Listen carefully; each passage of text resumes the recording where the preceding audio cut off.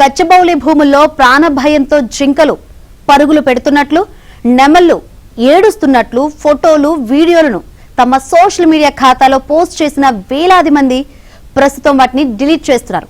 ప్రకృతి పర్యావరణ విధ్వంసం పేరిట ఏఐ ఆధారిత నకిలీ ఫోటోలు, వీడియోలను కొందరు సృష్టిస్తే వాటిని నిజమని నమ్మి పలువురు ప్రముఖులతో పాటు వేలాది మంది బీఆర్ఎస్ కార్యకర్తలు, చోటామోటా నాయకులు, పర్యావరణ ప్రేమికులు ఆ ఫోటోలు, వీడియోలను వైరల్ చేశారు. దీంతో ఈ వ్యవహారం ఢిల్లీని సైతం తాకింది. అక్కడ కూడా వీటిని రీట్వీట్ చేయడంతో ఫేక్ ఫోటోలు రాష్ట్ర ప్రభుత్వాన్ని అప్రతిష్ట పాలు చేశాయి.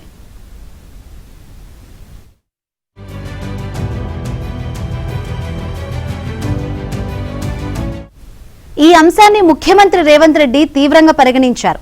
ఉన్నతాధికారులతో సమావేశమై ఫేక్ ఫొటోస్, వీడియోలను సృష్టించిన వారితో పాటు వాటిని ప్రచారం చేసిన వారిపై చర్యలు తీసుకోవాలని ఆదేశించారు.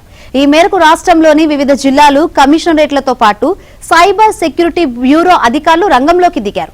మరోవైపు పలు జిల్లాల్లో స్థానిక కాంగ్రెస్ కార్యకర్తలు ఫేక్ వీడియోలు పోస్ట్ చేసిన వారిపై పోలీస్ స్టేషన్లలో ఫిర్యాదు చేశారు. దీంతో రాష్ట్ర వ్యాప్తంగా ఇందుకు సంబంధించి పెద్ద సంఖ్యలో కేసులు నమోదయ్యాయి.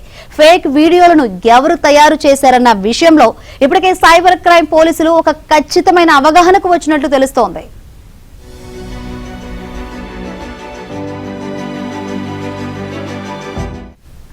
సోషల్ మీడియా ఖాతాల నుంచి ఫేక్ పోస్టులు డిలీట్ అవుతున్నట్లు సైబర్ సెక్యూరిటీ అధికారులు గుర్తించి ప్రభుత్వానికి సమాచారం ఇచ్చారు.